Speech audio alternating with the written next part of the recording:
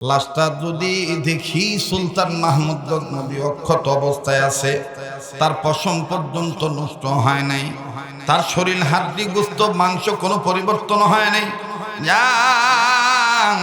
আমি জীবনে যত গুনাহ করেছি আর গুনাহ করব না। এই সুলতান মাহমুদ গজনবীর চেহারাটা আমি একটু দেখতে চাই। যদি দেখি সুলতান মাহমুদ গজনবী সুন্দরী আছে, সুলতান মাহমুদ গজনবীর লাশের কোনো ক্ষতি হয় নাই, আমি ওয়াদা করলাম আমি জীবনে আর কোনোদিন গুনাহ করব না।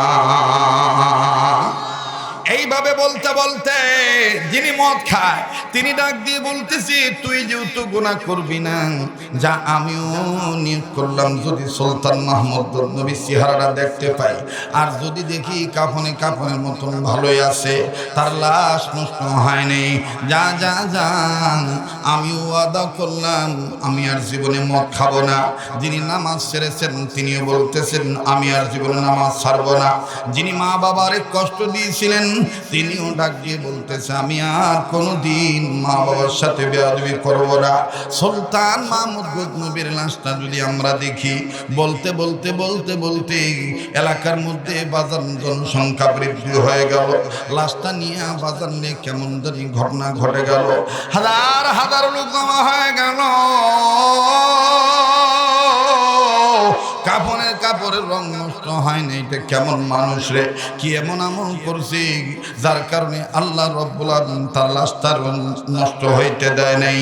বলতে বলতে বলতে বলতে এলাকার একজন আলেমের কানে যখন খবরটা পৌঁছাইলো, আলেম মানুষ ডাক দিয়ে বলতেছেন, যুবকরা এখন তোমরা বলো তোমাদের সিদ্ধান্ত কি?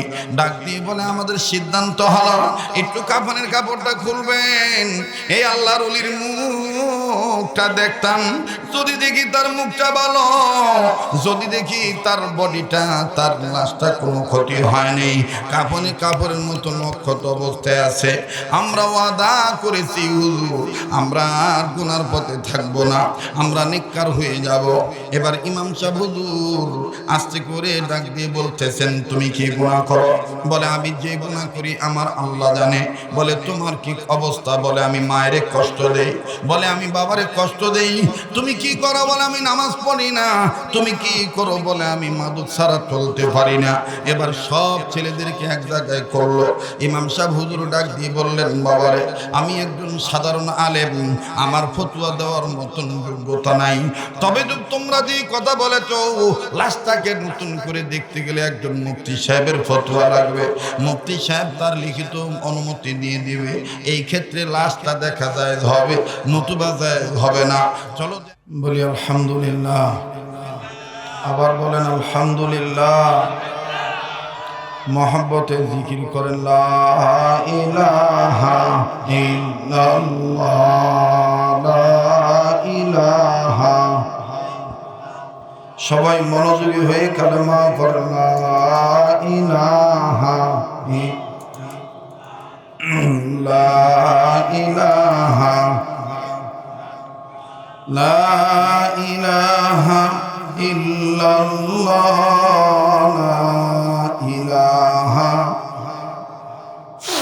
লা ইলাহা ইল্লাল্লাহ মুহাম্মাদুর রাসূলুল্লাহ। সকলে পড়ি সাল্লাল্লাহু আলাইহি ওয়াসাল্লাম। এটা মহব্বত করে আবার বলেন তো আলহামদুলিল্লাহ। আল্লাহ পাকের দরবারে শুকরিয়া আদায় করি যে মহান আল্লাহ আমাদেরকে এই প্রচণ্ড শীতের মাঝেও যে মহান মাবুদ তার নবীর ঘরকে কেন্দ্র করে ধর্মীয় প্রতিষ্ঠান মঙ্গলের গাঁও কান্দাপাড়া ফাতেমাতুজ জোহরা নুরানি কোরআন মাদ্রাসার উদ্যোগে বার্ষিক ওয়াজ মাহফিলে যে আল্লাহ আমাদেরকে পছন্দ করে উপস্থিত হওয়ার সুযোগ করে দিয়েছেন, সেজন্য বলি আলহামদুলিল্লাহ। এবার সেই নবীর পক্ষে দুরূদ ও সালাম পাঠ করি, যে নবী কুল কায়নাতের নবী, যিনি আমার আপনার নবী, যিনি বিশ্ব নবী, যিনি করুণার ছবি। এখানে যে কথা বলতেছে এদেরকে এখান থেকে সরাই দেন তো, একটারে এক জায়গায় বসা। এই চাদরের ভিতর বাইরে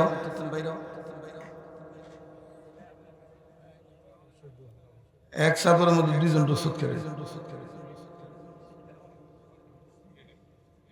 এই যে এই কালোটারে মাঝখান থেকে উঠে দেন, এই যে কালোটা যেটা আমি চিনি, মানুষ চিনি তো। এটা হলো ডিব্বা। পিছনে যাও, আনালে সামনে আইও। হ্যাঁ,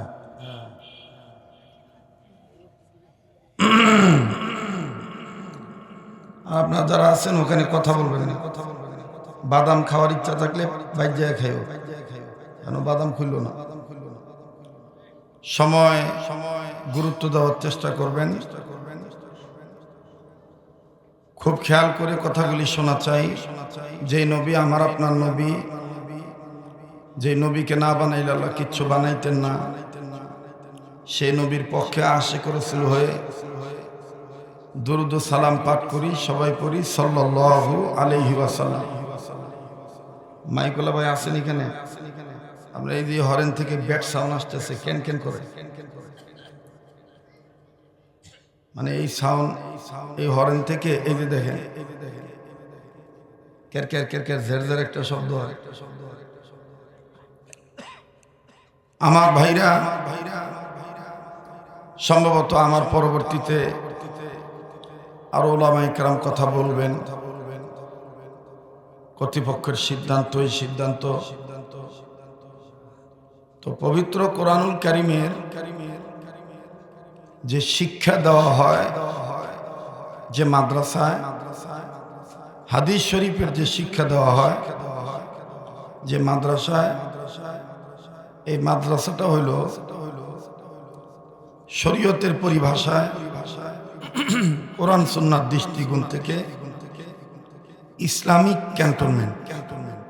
বলেন কি? Islamic cantonment. কেউ বলে ইসলামের দুর্গ। এই ক্যান্টনমেন্ট ঠিক থাকলে দেখবেন যে সমাজ ঠিক হয়ে যাবে, দেশ ঠিক হবে, পরিবার ঠিক হবে, ছেলে মেয়ে সঠিক জ্ঞান অর্জন করতে পারবে। এই জন্য উম্মতের ওলামায়ে কেরামগণ এই ছোট বড় মাদ্রাসাকে ইসলামিক ক্যান্টনমেন্ট বলে। আমাদের দেশে যে ক্যান্টনমেন্টগুলো আছে, প্রত্যেকটা ক্যান্টনমেন্টে ব্রিগেডিয়ার জেনারেল অফিসার আছে, বড় বড় হাই লেভেলের অফিসার আছে। অফিসাররা দেখবেন সব সময় চৌকান্ন থাকে, বহিরাগত কোনো হামলা যেন না আসে। এজন্য তারা আবার তাদের আন্ডারে যে অফিসারগুলো আছে, সেই অফিসারদেরকে আবার তারা ওয়্যারলেসের মাধ্যমে, বিভিন্ন ইনফরমেশনের মাধ্যমে তারা সতর্ক করে। অনেকে বলতে পারেন হুজুর, তে মাদ্রাসা যে ক্যান্টনমেন্ট, মাদ্রাসায় কি ব্রিগেডিয়ার জেনারেল অফিসার আছে? জি ভাই, মাদ্রাসা ছোট হোক বড় হোক, মাদ্রাসা যারা পরিচালনা করে, আলেম ওলামা যারা, তারাই হলো আমার দেশের জন্য, আমার সমাজের জন্য, এই এলাকার জন্য ব্রিগেডিয়ার জেনারেল অফিসার। কথা বলেন ঠিক কিনা? এই অফিসারদের সৈনিক হলো মাদ্রাসার ছাত্ররা। এই অফিসাররা ঠিক থাকলে সৈনিকেরা ঠিক থাকবে, আর সৈনিকেরা অফিসাররা সবাই ঠিক থাকলে এলাকায় কোনো বহিরাগত হামলা, কোনো আনজুট্টি ওয়াটওয়ালা জটওয়ালা চটওয়ালা, বয়াতি বয়াতি আউল বাউল, যে ধরনের ফকির টকির আছে আর কি, মাজাইরা আজাইরা বাজাইরা, এদের কোনো হামলা এলাকায় আইতে পারবো না। আপনারা কি কথা শুনতেছেন? একটু হানা জবাব দেন। ঠান্ডা কি একবারে পোতায় গেছেন গা? একটু হানা কইতেই হতো। আজকে ঠান্ডা তেমন নাই, অন্যান্য দিনে সেটা আজকে একটু কম হয়। আমি গতকালকে মাহফিল ছিল আমার, ওই এলাকায় যদি আপনি যান, আপনি খালি কানবেন, যাইতেও কানবেন, আইতেও কানবেন, বুঝছেন নি? গোড়ার গাড়ি যাওয়ান লাগে, এখন পায়ে আইটা ঠিক মতো যাওন যায় না। ওই দেশে গতকালকে ছিলাম, আজকে সকালে বাসায় আসছি। তো বাংলাদেশে আসলে এমনও কিছু প্রত্যন্ত অঞ্চল আছে যে অঞ্চলে গেলে বোঝন যায় যে এখনো আমাদের দেশে এরকম দুরবস্থা আছে। এর চাইতেও হাজার শুকরিয়া যে আল্লাহ আমাদের এই নারায়ণগঞ্জবাসীদেরকে ভালো রাখছে। আলহামদুলিল্লাহ, বলেন আলহামদুলিল্লাহ। তো এই ক্যান্টনমেন্টের দায়িত্বে যারা আছে অফিসার উলামা ইকরাম, তারা নিঃসন্দেহে দামি মানুষ। কথা বলেন ঠিক কিনা? কেন তারা দামি? তাদের সিনার মধ্যে কোরআন, তাদের সিনার মধ্যে কি ভাই? কোরআন। এখন আপনারা বলেন এই কোরআনুল কারীম দামের কিতাব নাকি বেদামের কিতাব? কোরআন কত দামি, কোরআনের সাথে যেটা লাগিয়া থাকে এইটাও দাম বাইরে যায়, ঠিক না? যেমন আমার একটা চেয়ারে বসতে দিছেন, আমি চেয়ারে বসছি, সামনে টি টেবিল দিছেন, সুবিধার্থে পা রাখছি, কিন্তু এই যে পা রাখছি কাঠ দিয়ে বানানো টি টেবিলে, তারপরে চেয়ারে বসছি, বসতে যাইয়া উঠতে যাইয়া চলতে যাইয়া যদি পা লেগে যায় কোনোদিন কিন্তু আমি আপনি চুমা খাইতাম না। কিন্তু এই একই কাঠ থেকে সামান্য একটু কাঠ দিয়ে যদি কোরআন রাখার রেহাল বানায়, কোরআন রাখার তাক বানায় বা বক্স বানায়, ওই কোরআন রাখার তাকে যদি পা লেগে যায় তখন কিন্তু আর চুপ থাকি না, তখন এই তাকে চুমা দেই, আল্লাহর কাছে মাপ চাই। কন্ত দেখি তাকের কারণে দেই না কোরআনের কারণে? কোরআনের কারণে। এজন্য পৃথিবীতে যত কিতাব আছে সব কিতাবের চাইতে সবচাইতে দামি কিতাবের নাম হলো কোরআনুল কারীম। এই কোরআনুল কারীমের মধ্যে যে কথাগুলি আছে, যে কাজগুলোকে আল্লাহ হালাল বলছে, এগুলো হালাল। যে পশুর গোশত খাওয়াকে আল্লাহ হালাল বলছে, এগুলো হালাল। এই কোরআন, কোরআনে যেটাকে হারাম বলছে এটা সবার জন্য কি? কথা কয় না, বলেন হারাম। যদিও আমাদের মুসলমান ধর্মে কোরআন সুন্নাহর বিধান অনুযায়ী গরুর গোশত খাওয়া কি? হালাল। আর কুত্তার গোশত খাওয়া, শুকরের গোশত খাওয়া হারাম। কিন্তু মুসলমান ধর্মে গরুর গোশত খাওয়া হালাল, আর হিন্দু ধর্মে গরুর গোশত খাওয়া কি? হেগো দৃষ্টিতে হারাম, হেগো বিধানে হারাম। কিন্তু দেখবেন ওনাদের আইনে ওনারাই ধরে, গরু গোশত খায় না কিন্তু দুধ ঠিকই খায়। কথা কয় একটু হানা কইতে, গরুর গোশত খায় না, কি খায়? দুধ খায়। যাতে মাতা তাহলে শুধু দুধই খায় না। দেখবেন এই যে আমরা যে জুতা পরিধান করি, চামড়ার জুতা, যদিও অনেক পশুর চামড়া থেকে এখন জুতা হয়, সাপের চামড়া দিয়েও জুতা বানানো যায়, কিন্তু বেশিরভাগ চামড়ার জুতা হইল গরুর চামড়া, মহিষের চামড়া, ছাগলের চামড়া। তাই হিন্দুরা কি গরুর চামড়ার জুতা পায়ে পরে না? এইসব দোষ হয় না। কেউ বাজান কথা ঠিক আছে না? এখানেই শেষ নয়। তারা যত দেব দেবীরে পূজা দেয়, এ আপনি বটতলা কন, মঙ্গলের গাঁও কন, যেন যেন হিন্দু আছে, দেখবেন ছোট বড় ভগবানরে যতই পূজা দেয়, একটা পূজাও কিন্তু বাদ্যযন্ত্র বাজান ছাড়া দিতে না। আর এই বাদ্য বাজাইতে গেলে হ্যাঁ ঢোল লাগবে। ঢোলের দুই সাইডে যে পর্দাটা লাগাইছে, এটা কি এর পর্দা? কুত্তার পর্দা? কথা কয় না, গরুর চামড়া। এখানেই শেষ নয়। চা আছে না, চা ইংরেজি লাল চা খায়, কেউ দুধ চা খায়, কেউ গ্রিন টি খায়। কখনো কি কোনোদিন গবেষণা করে দেখছেন যে এই চার পাতাটা, লাল চাটা লাল হয় কি লিখে? যদি জিগাই আপনারা কবেন যে চা পাতার কারণে লাল না। যদি চা পাতার কারণে লাল হইতো তাহলে গ্রিন টি বাইর হইতো না। কথা কয় না? তাহলে এখানে অবশ্যই একটা মেডিসিন ব্যবহার করা হয়। আল্লামা ইবনে সিনা তিনি তার সায়েন্টিফিক কিতাবের মধ্যে লিখছেন যে চা পাতার রং ততক্ষণ লাল হয় না, খয়েরি কালার হয় না, ব্রাউন কালার হয় না, যতক্ষণ পর্যন্ত গরুর গোস্ত থেকে যে একটা রক্ত প্রবাহিত হয়, গরু থেকে যে একটা রক্ত হয়, এই রক্তের তেনে একটা কেমিক্যাল বানাইতে হয়। এই কেমিক্যাল দিয়া চা পাতারে টিকায় রাখনের লেগে, চা পাতার কালার বৃদ্ধিকরণে লেগে এই গরুর রক্ত থেকে যে কেমিক্যাল বাইর হয়, যে কেমিক্যাল বানায়, এই কেমিক্যাল চা পাতার সাথে মিশায় দেয়, নাইলে চা ভালো হয়। তাহলে আপনারা কোন গরুর রক্ত থেকে মেডিসিন যে বাইর হয়, এই মেডিসিন দিয়ে যে চার লগে খায়, তো হিন্দুরা কি লাল চা খায় না? খায় না? যাতে মাতাল তালে শোয়। আপনারা হয়তো অনেকে এই কথাবার্তা অনেকে শোনেন নাই, আজকে প্রথম শুনলেন। আপনি গবেষণা করে দেখবেন, আপনি জিজ্ঞাসা করবেন যে হুজুর যে কথাটা কয়ে গেল লাল চা পাতার লোকে বলে আবার গরু রক্ত থেকে একটা কেমিক্যাল বানাইতে হয়, এই কেমিক্যাল বলে লাগায় রাখতে হয়, আপনি জিজ্ঞাসা করে দেখবেন। আমার বন্ধুগণ, আমার বাবাজিরা, চা তারাও খায়, আমরাও খাই। আর দেখবেন আমাদের পার্শ্ববর্তী রাষ্ট্র, যদিও কয় বন্ধু রাষ্ট্র, কিন্তু বুঝবার পরের তেনে আমার বুঝে ধরে নাই হ্যাঁ কোনো বন্ধুত্ব আচরণ।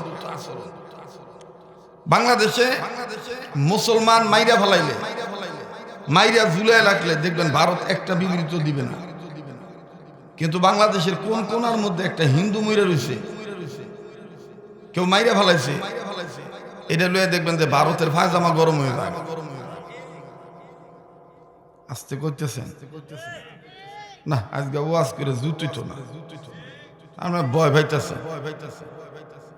হিন্দু মরলে হ্যাঁ দুঃখের শেষ নাই, বেদনার শেষ নাই, আর মুসলমান মাইরা ফেলাইলে কোনো খবর নাই। ভারতের পক্ষ থেকে আজ পর্যন্ত শুনছিলেন যে হেফাজত ইসলামের মধ্যে সমাবেশে যে হুজুরদেরকে মারা হয়েছে, যে ছাত্রদেরকে গুলি করা হয়েছে, এইটা সঠিক বিচার চাই, ভারত কোনদিন কইছে? হ্যাঁ, কয় নাই। অথচ এই কয়দিন আগে মোমেন শাহী এক দিবু দাস না কারা জানি মারছে ময়মনসিংহ জেলায়, ভারতের। এই তোরা একটা ওটা না না, এটি একটা মানে সব এক জায়গা না, তুই জানতে সব কি রে বললো এলুইছে এন বল, তুই ওই যা, তুই এনই থাকবি, এন থাক। হ্যাঁ, পারলে এখন এই তার দিয়ে গলায় ধরবি, এখন দেখুন কত শতানি করতে পারো, ঠিক আছে না? আমার বন্ধুগণ, আমার বাবাজিরা, কোরআনের ঘোষণা সত্যিকারের ঘোষণা। কোরআনে আছে ইহুদিরা, খ্রিস্টানরা, হিন্দুরা কোনোদিন মুসলমানদের বন্ধু হতে পারে না। যদি বন্ধু হইয়াও থাকে স্বার্থের কারণে বন্ধু হয়। আর একটা কথা মনে রাখবেন, যার চলাচল যার লগে, হের মরণও কিন্তু হের লগে হয়। যেমন আমাকে বাংলাদেশে দুইজন বেড়িয়া ছিল, একজন বেডি গেছে গা, দুনিয়ার থেকে গেছে গা, আর আসবে না। কিন্তু স্যার শেষটা কেমন ভালো হইল, কেমন বিডির বিডি। হ্যাঁ, মামুনুল হক পর্যন্ত হের লাশের খাটিয়া কান্দে নিয়ে ঘুরল, কথা কয় না? আপনি 10 কোটি 50 কোটি টাকা মামুনুল হকের দিয়েন তো, দিয়ে কইেন তো আমার নানি মরে গেছে গা, আমার নানির খাটিয়াটা তুমি একটু কান্দুলিও ঘুরো, গর্ব আপনি কথাটা কওয়ার সুযোগ ওই হইতেন না। অনেকে ওই যে মামুনুল হক খালেদা দিয়ার খাটটা কান্দে লইছে, তা আমাকে এলাকায় কইতেছে টেহাল লোবে, টেহাল লোবে, ক্ষমতা যাইব তো তারেক জিয়ার কাছে বালাউনের লেগে হ্যাঁ মায়ের খাটটা কান্দু লইছে, চোরার ঘরে চোরা। আন্তত মান্তত একটা কথা কয়, কথা কন না, ঠিক কিনা? মামুনুল হক, মিজানুর রহমান আজারি, ওনারা মরহুমা খালেদা জিয়ার লাশের খাটিয়া কান্দে নিয়েছে। কি কারণে? এই মহিলাটার অন্যতম একটা গুণ ছিল, ওলামায়ে কেরামের পক্ষে থাকতো। বেডি দুইজনই, আমগো দেশের বেডিও বেডি, আমগো দেশে কত হাসিনা আজ্ঞা মুত্যা ফায়জামা বইরে থুয়ে দিছে, কোনো সাংবাদিকও আয়ো না, কোনো ফেভারে ওঠে না। আর এই যে হাসিনা মানে শেখের বেটি যে হাসিনা, হ্যাঁ যদি ইন্ডিয়া তো মনে করেন যে চোরা ভাত দেয়, তো বাংলাদেশে কিছু খাচ্চর আছে গবেষণা করে শেখ হাসিনার ফাঁদে গন্ধ বলিল না কেন, কথা কয় না। খালেদা বেগম খালেদা জিয়া উনিও বেডি, আর আমাগো সমাজও কিছু খালেদা আছে উনিও বেডি। তো খালি বেডি হইলইব না, কিছু মানুষের গুণও লাগে, কিছু মানুষের দোষের কারণেও কথা আসে, কথা বলেন ঠিক কিনা। তো আপনি চলাচল যার লগে করবেন, মৃত্যুর আগে হইলো তার সাথে আপনার চলমিল হয়ে যাব, ঠিক না? আল্লাহ আমাদেরকে সহিবুদ দান করেন, জোরে কোনা আমিন, আর একবার কোনা আমিন। তো কোরআনকে সম্মান করলে সম্মান বাড়ে না কমে? আপনি কোরআনের শিক্ষা দিলেন কিন্তু কোরআনের আইনকে মানলেন না, এটা কি কমপ্লিট হবে মানাটা? আল্লাহ পাক এটাই বলেন, ইমানদাররা তোমরা ইসলামের মধ্যে পুরাপুরি প্রবেশ করো আর শয়তানের ইত্তেবা করিও না। মুহতারাম হাজিরিন, আল্লাহর হুকুম মানা, নবীর তরিকা মতে চলা, এটার নাম ইবাদত। এটার নাম কি? ইবাদত। এই ইবাদত আপনি জমিনের উপরে যতদিন করবেন, মরার পরে যখন কবরে যাবেন, আল্লাহ পাক আপনার কবরটা জান্নাত বানায় দিবে। আসতে বললেন সুবহানাল্লাহ, জোরে কোন। এই কথা কোরআনে আছে না নাই? ফাদখুলি ফি ইবাদি ওয়াদখুলি জান্নাতি। আল্লাহ বলেন, ওগো নবীজি, জমিনের উপরে যারা আমার হুকুম মতে ইবাদতে প্রবেশ করবে, নবী গো, ইন্তেকালের পরে আমি আল্লাহ রাব্বুল আমিন তাদেরকে জান্নাত দিয়ে দেব। আওয়াজ দিয়ে বলেন না সুবহানাল্লাহ। মুসলমান ভাইরা আমার, বন্ধুগণ, কোরআনুল কারীমকে সম্মান করা, কোরআনুল কারীমের দিকে তাকায় থাকা, কোরআনুল কারীমের শিক্ষা গ্রহণ করা, কোরআনুল কারীমকে ইজ্জত করা, কোরআনুল কারীমকে ভালোবাসা, কোরআনুল কারীমকে সম্মান দেওয়া, এটাও বাজান ইবাদতের মধ্যে গণ্য হয়ে যায়। ইবাদত করবে যারা, জান্নাতে যাবে তারা। আর এই ইবাদত করতে গেলে ইসলামের মধ্যে পুরোপুরি প্রবেশ করতে হবে। আমার বন্ধুগণ, আমার ভাইরা, কিয়ামতের ময়দানে দেখা যাবে আমার বাবাজিরা, আপনার নামাজ, আপনার রোজা আল্লাহর কাছে কবুল নাও হইতে পারে, কিন্তু আর একজন বান্দা বান্দির ছোট্ট একটা আমল আমার আল্লাহর কাছে পছন্দ হয়ে গেছে, ঠিক কিনা বলেন? আমার নামাজ রোজা আল্লাহর কাছে কবুল নাও হইতে পারে, কিন্তু একজন মানুষের ছোট্ট একটা আমল আল্লাহর কাছে কবুল হয়ে যেতে পারে। আর কারে আল্লাহ কোন উসিলায় মাফ করব, এটা একমাত্র জানে কে? আল্লাহ জানে। আমার ভাই, আমার আগে যিনি কথা বলতেছিলেন, ইসলামিক ফাউন্ডেশনের অন্যতম একজন ব্যক্তি আল্লাহ হযরত মাওলানা শাহাদাত আমিন সাহেব, তিনি কয়েকটা বস্তুর দিকে তাকাইলে সওয়াব হয়, গুনাহ মাফ হয়, আল্লাহ খুশি হয়, এই বিষয়ে বলেছিলেন। এবং তিনি বলতে যাইয়া কোরআনের কথাও তিনি বলেছিলেন যে কোরআনের দিকে তাকাইলো আল্লাহ খুশি হয়ে যায়। শুধু তাকাইলেন না, মনে করেন কোরআন যে দিকে আছে, শুইতে যাইয়া দেখলেন যে আপনার ফায়ার সাইডে কোরআন পড়ছে, আপনি তখন চিন্তা করলেন, না আমি আজকে ঘুমাইতাম না, আমার ফায়ার দিকে কোরআন থাকবো আর আমি ফাও মিল্লা দিয়ে ঘুমাবো, এটা হইতো না। প্রয়োজন বোধে ঘুমাইতাম না, কোরআনের সাথে বেয়াদবি করতাম না। এতটুকুন আমলের বরকত আপনারা মাফ করে দিতে পারে কে? আল্লাহর নামটা একটু জোরে নেন না, আবার বলেন না কে? সে আল্লাহ এখনো আসছে না নাই? এই যে কোরআনকে সম্মান করা, এটার নামই ইবাদত। এটার নাম কি? এটার নাম ইবাদত। পৃথিবী বিশ্ববিখ্যাত একজন ওলি ছিলেন, যার নাম সুলতান মাহমুদ গজনবী রহমতুল্লাহ আলাইহি। এই সুলতান মাহমুদ গজনবী রহমতুল্লাহ আলাইহি, উনি কোনো এক সফরে কারো এক বাড়িতে রাত্রি যাপন করবেন, ঘুমের যখন সময় হলো, ঘুমানোর সময় পিঠ যখন বিছানার সাথে লাগাইবেন, মাথা যখন বালিশের সাথে লাগাইবেন, ও বাজান ঘুমাইতে যাইয়া উনি টান টান হয়ে লম্বা হয়ে যখন বিছানার উপরে শুয়ে পড়বেন, পা দুইটি মেলবেন, ইন দি মিন টাইম নজর করে দেখতেছেন পায়ের সাইডে বাড়িওয়ালা কেমন জানি কোরআন রেখে দিয়েছে। মনে সন্দেহ হলো, উনি পা দুইটা মেললেন না, পা দুইটা না মেলিয়া আস্তে করে কাছে যাইয়া কোরআন যেখানে রাখা হয়েছে এই জায়গা থেকে আমার বন্ধুগণ পর্দাটা সরাইলেন, পর্দা সরাইয়া নজর করে দেখতেছেন এখানে কোরআন রাখা।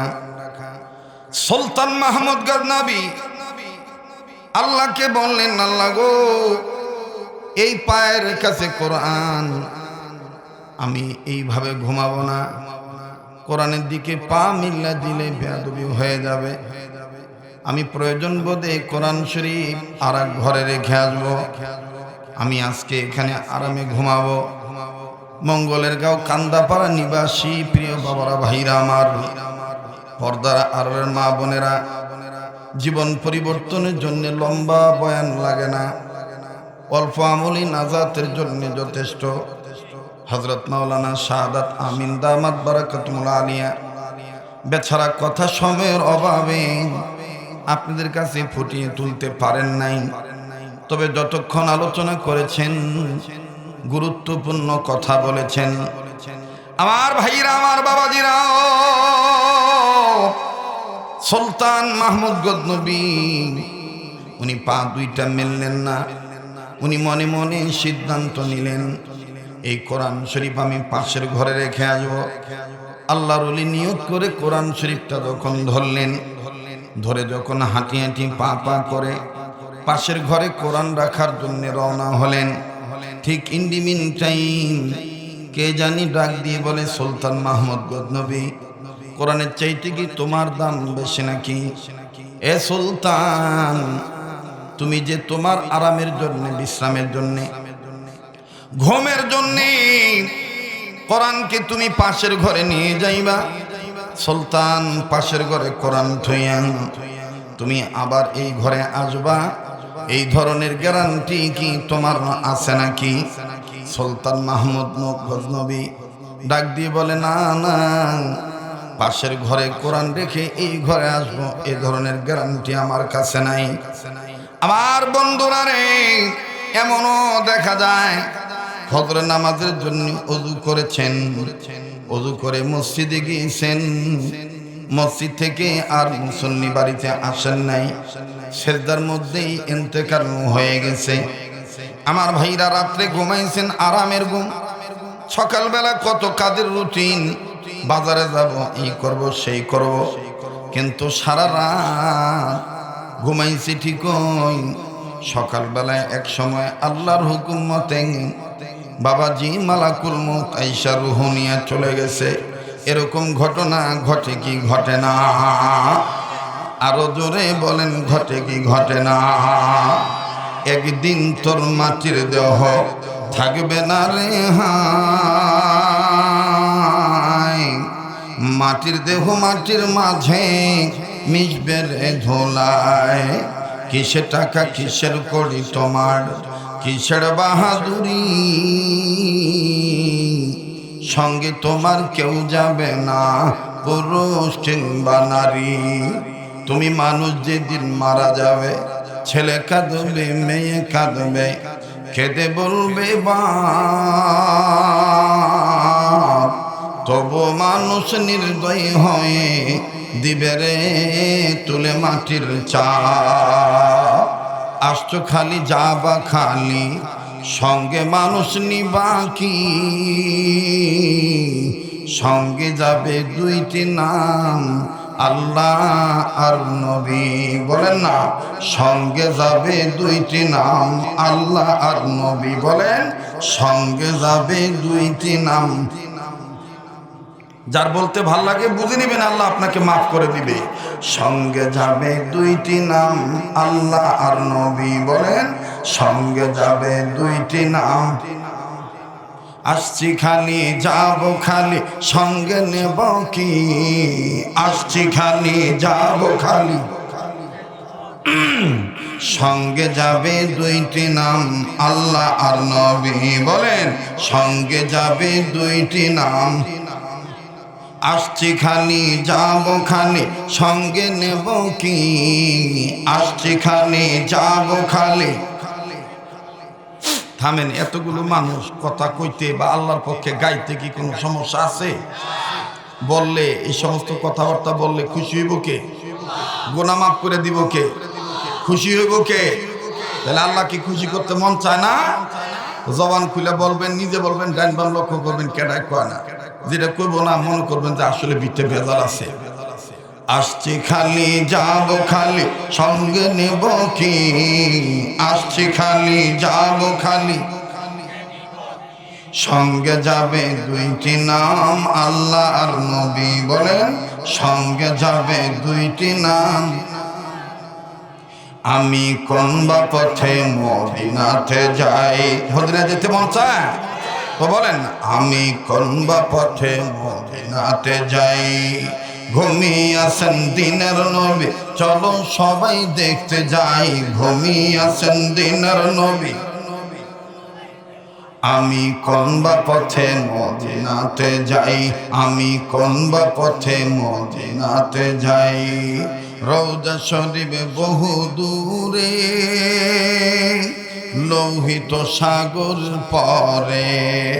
উম্মতেরা সালাম দিলে, উম্মতেরা সালাম দিলে আমার নবী জানতে পায়। উম্মতেরা সালাম দিলে, মাশাআল্লাহ, উম্মতেরা সালাম দিলে আমার নবী জানতে পাই। কোন বা পথে মদিনাতে যাই, আমি কোন বা পথে। ঘুমিয়ে আছেন দিনের নবী, চলো সবাই দেখতে যাই। ঘুমিয়ে আছেন দিনের নবী, আমি কোন বা পথে মদিনাতে যাই। নারে তাকবীর। কোরআন হাদিস যেখানে, আলেম ওলামা যেখানে, আমার ভাইরা আমার বন্ধুগণ, সুলতান মাহমুদ গজনবী কোরআন শরীফ নিয়ে যখন পাশের ঘরে থোয়ার জন্য যাচ্ছিলেন, ইন্ডিমিনটাইন কে জানি ডাক দিয়ে বলে, সুলতান রে, কোরআনের চাইতে কি তোমার দাম বেশি নাকি? কোরআন তুমি পাশের ঘরে রেখে আবার তুমি এই ঘরে এসে আরামের ঘুম ঘুমাইবা, এই ধরনের গ্যারান্টি কি তোমার আছে নাকি? সুলতান বলে, না তো নাই, এক সেকেন্ডের কোনো ভরসা নাই। ক্ষমতার মালিক আমি না, হায়াতের মালিক আমি না, হায়াতের মালিক হলো আমার আল্লাহ। আওয়াজ দিয়ে বলেন না হায়াতের মালিক কে? যুবক ভাইরা আমার, মুরব্বী বাবারা, পর্দার অন্তরালের মা বোনেরা, গভীর মনোযোগী হয়ে কথাগুলি শোনা চাই। জীবনের শেষ বয়ান মনে করে বয়ান করছি। এক ফোঁটা চোখের পানি দেখেন আপনি ফালাইতে পারেন কিনা? কান্না না আসলেও কান্নার ভান ধরবেন। কান্নার অভিনয় করলে আল্লাহ গুনাহ মাফ করে দিবে। কেন আপনি কোরআনের পক্ষে দিলটা নরম করবেন না? কেন ফাতেমাতুজ জোহরা রাদিয়াল্লাহু তাআলা আনহার নামকরণের মাদ্রাসায় ছেলে মেয়ে দিবেন না? কোরআন সুন্নাহর শিক্ষা কেন আপনি গ্রহণ করাবেন না? বাবাজি সুলতান মাহমুদ গজনবী ডেকে ডেকে ডাক দিয়ে বলতেছেন, আল্লাহ, তাইলে আজকে রাত আমি ঘুমাবো না, কোরআন যেখানে ছিল সেই জায়গায় রেখে দেব, আমি কোরআনের সাথে বেয়াদবি করব না। তিনি কোরআন জায়গা মতন রেখে দিলেন। হ্যাঁ বাবাজি,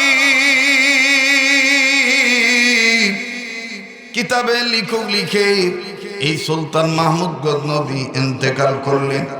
এক বছর পর সুলতান মাহমুদ গজনবী দুনিয়া থেকে বিদায় নিলেন। তার লাশ দাফন কাফন হয়ে গেল। 1 বছর, 2 বছর, 3 বছর, 4 বছর 5 বছর, 10 বছর, 20 বছর, 50 বছর, 100 বছর, 200 বছর, 300 বছর, 400 বছর, 500 বছর, 600 বছর, 700 বছর, 800 বছর, 900 বছর, কেউ বলেছেন 950 বছর পরে, আবার কেউ লিখেছেন 1001 বছর পরে। হঠাৎ করে কেমন জানি সুলতান মাহমুদ গজনবী কবরের পার ভেঙে গেছে, লাশ বাইর হয়ে গেছে। আমার বন্ধুগণ, এলাকার মানুষ নজর করে দেখতেছেন, যার লাশ বাইর হয়েছে এই লাশটা মনে হয় গতকালকে কবর দিয়েছে। লাশের গায়ে যে কাফনের কাপড় পেছানো আছে, এই কাফনের কাপড়টার রংটাও নষ্ট হয় না। আসছি খালি যাব খালি, সঙ্গে নেব কি? আসছি খালি যাব খালি, সঙ্গে যাবে দুইটি নাম, আল্লাহ আর নবী। বলেন, সঙ্গে যাবে দুইটি নাম, আল্লাহ। নজর করে দেখতে পায় কাফনের কাপড়ের রংটাও নষ্ট হয় নাই, রংটাও নষ্ট হয় নাই, কাদামাটিও লাগে নাই। এলাকার মানুষ জিজ্ঞাসা করা শুরু করলো, কার লাশ, কার লাশ? শিক্ষিত মানুষেরা মাথার কাছে নজর করে দেখতেছেন, লেখা আছে যিনি মারা গেছেন তার নাম সুলতান মাহমুদ গজনবী। কত হিজরিতে মারা গেছেন তারিখ সহ লেখা আছে। বলবেন মাওলানা শরীয়তপুরী, উনি যে 1001 বছর পরে, 950 বছর পরে ওনার লাশটা যে বের হলো, এলাকার মানুষ যে বুঝলো ওনার নাম ওই সুলতান মাহমুদ গজনবী। কেমনে বুঝলো আপনি একটু বলেন তো দেখি। আমার ভাইরা, আমার বন্ধুরা, এখনো কিন্তু অনেক জমিদার বড় লোক অথবা টাকা না থাকলেও অনেক মুসলমান এমন আছে পারিবারিক কবরস্থানের জন্য মরার জায়গা রেডি কইরা রেখে থুয়ে দিছে। পারিবারিক কবরস্থান আছে না? কতক্ষণ আছে না? আগে কালের পূর্বপুরুষেরা, টাকাওয়ালারা এইভাবে পারিবারিক কবরস্থানের জায়গা নির্ণয় করে রেখে দিত। আমার বাপে মরলে এই জায়গায় মাটি দিবা, দাদা মরলে এই জায়গায় মাটি দিবা, আমি মরলে এই জায়গায় মাটি দিবা। ওই নেম প্লেটে লিখে দিত অমুকে মারা গেছে এত তারিখ, এত তারিখ। তো সুলতান মাহমুদ গজনবী উনি তো ছিলেন টাকাওয়ালা, দিনদার বাদশাহ, আল্লাহর ওলির মাথার কাছে এলাকার শিক্ষিত লোকেরা নজর করে দেখতেছেন কত সনে মারা গেছেন, তার নামটা কি। এবার সবাই দেখতে পাইলেন, বুঝতে পারলেন, জানতে পারলেন তার নাম সুলতান মাহমুদ গজনবী। একটু দিলের কান লাগায় কথাগুলি শুনবেন, খেয়াল করে কথাগুলি শুনবেন। আমাদের ভাই মাওলানা শাহাদাত আমিন সাহেব তিনি কিন্তু এই হাদিস বলছিলেন যে অল্প আমলই নাজাতের জন্য যথেষ্ট। অমনোযোগী হয়েন না, আর হাঁটা চলা বন্ধ করায় দেন, এই ছেলেদের কথাবার্তার আওয়াজ বন্ধ করায় দেন, একটু মনোযোগী হয়ে যান। লোক কম হোক, এতে কোনো সমস্যা নাই। ওই যে একটা কথা আছে না, দুষ্টু গোয়ালের চাইতে শূন্য গোয়াল ভালো। মানুষ অনেক হইল কিন্তু ওয়াজ বুঝলো না, দেন খেয়াল ঠিক থাকলো না, এই মানুষ হওয়ার কোনো মানে হয় না। কিন্তু মানুষ কম হোক, কিন্তু একটা বয়ান যদি তার হৃদয়ের মধ্যে নিয়ে সে আমল করতে পারে, তাহলে মাহফিলও সাকসেস, মাদ্রাসাও সফল, বক্তাদের চিল্লানিটাও সফল। কথা কন ঠিক কিনা? আপনারা অনেকে বলতে পারেন হুজুর এত কম মানুষের মধ্যে ওয়াজ হয় না। ভাই, বেশি মানুষের সামনেও যে কোরআন হাদিসের আলোচনা হয়, কম মানুষের সামনেও ওই কোরআন হাদিসের আলোচনা হয়। নাকি মানুষ বেশি হইলে আলাদা কোরআন হাদিসের ওয়াজ হয়? হ্যাঁ, না, এটা হইলো মানে মূর্খ লোকের চিন্তা ভাবনা।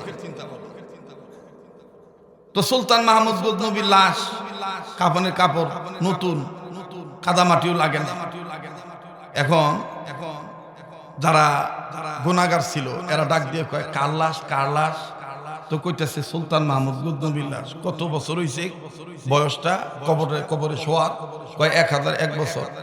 হ্যাঁ, ডাক দিয়ে কয় আমার বাহেও দেহে নাই, আমার বাপের বাপেও দেহে নাই, তার বাপেও দেহে নাই, তার বাপেও দেহে নাই, তার বাপেও দেহে নাই। ওরে সুবহানাল্লাহ, এই বেটার লাশটা ওহনো ভালো রয়েছে, কাফনের কাপড়টাও রং লাগে নাই, রং নষ্ট হয় নাই, কাদামাটি লাগে নাই। তো এই ব্যক্তিটা ফট করে ডাক দিয়ে কয়, কাফনের কাপড় এরকম নতুন দেখা যায়, লাশটা যদি একটু দেখতাম। আপনার মনে এরকম আগ্রহ হইব না? আগ্রহ হবে না? লাশটা যদি একটু দেখতে পারতাম। তো এখন আরেকজন বলতেছে, লাশ কি আর দেখাইব? হুজুরগত ফতুয়া, ফতুয়া শেষ নাই। যেটারে একবার কাফনের কাপড় বান্ধা হয়, একবার যারে মাটি দিয়া মিনহা খলাকনাকুম ওয়া ফিহা নুইদুকুম ওয়া মিনহা নুখরিজুকুম তারাতান উখরা বিসমিল্লাহি ওয়া আলা মিল্লাতি রাসূলিল্লাহ কইয়া যারে একবার মাটি দিয়ে দেয়, হের মুখ আর নতুন করে দেখা জায়েজ নাই। মানে হেরায় হেরায় ফতুয়া দিতেছে। আমগো দেশে দেখবেন যে ডাক্তার বেশি, রুগী কম। বিশ্বাস না হইলে সার দোয়ানে বইবেন, আপনি যদি খালি মাথাটা হাত দিয়ে কোন ইস মাথাটা ব্যথা করতেছে, সাথে সাথে দেখবেন 5-7 জন ডাক্তার রেডি। একজন হেই কোন আত্মনি করব লিগার বারা চাটা খাই এলো, আরে কথা কয় না। আর একজনে হেই কোন আত্মনি করব ঘুম মনে কম হয়েছে, আরে কথা কয় না রে ভাই। আর একজনে কইব মনে হয় টেনশন করতেছ, আর একজনে মনে কইব যে প্রেশারটা মাপছ। মানে ডাক্তারের শেষ নেই। আর বেশিরভাগ ডাক্তার পাইবেন সার দোহানে আর নাইলে মসজিদের ভিতরে। আমাকে বাংলাদেশের অধিকাংশ মসজিদ হয়ে গেছে মিনি সংসদ ভবন, সার দোহান হয়েছে মিনি সংসদ ভবন। সরকার কেডা কোনবেলা ক্ষমতায় যাইব না যাইব ওখানেও কিন্তু কোনো নির্বাচন হয় নাই। কিন্তু আগে আগেই দেখবেন যে মাশাআল্লাহ ভোট করে এলাইছে। কেউ কেউ কওয়া শুরু করতেছে, খাই আর কাম পাইছে না, ইউনিট চেয়ারে বসাইছে, বুঝবো ঢেলা, বুঝবো ঢেলা। আবার কেউ কেউ কইতাছে শেখের বেটি বালা আসি, আবার কেউ কেউ কইতাছে আহা খালেদা জিয়ার 5টা বছর বাচ্চা থাকতো। আপনারা কি রাগ হইতেছেন আমার কথা? মানে হেরাই মাতবর, হেরাই সব কিছু, হেরাই বিচার করে, হেরাই চোর, হেরাই পুলিশ, হেরাই সবকিছু। কথা কয় না। এই জন্য আর চার দোকানদার একটা ধৈর্য আছে ভাই, আমি দেখছি। এই যে ওনাফোনা করে কাস্টমাররা, চার দোকান কিন্তু মুখ খোলে না। হ্যাঁ খালি খালি আমি পরে এক চার দোকানদার দ্বারা জিগাইছিলাম আও আমনের সামনে যে এত কথা কয়, আমনের কি খারাপ লাগে না? কয় হুজুর খালি গরম পানি ডালি আর চিনি দেই, চিনি ছাড়া লাড়া দেই। হ্যাঁ গো কথা শুনলে আমার ফেট চলবো হুজুর।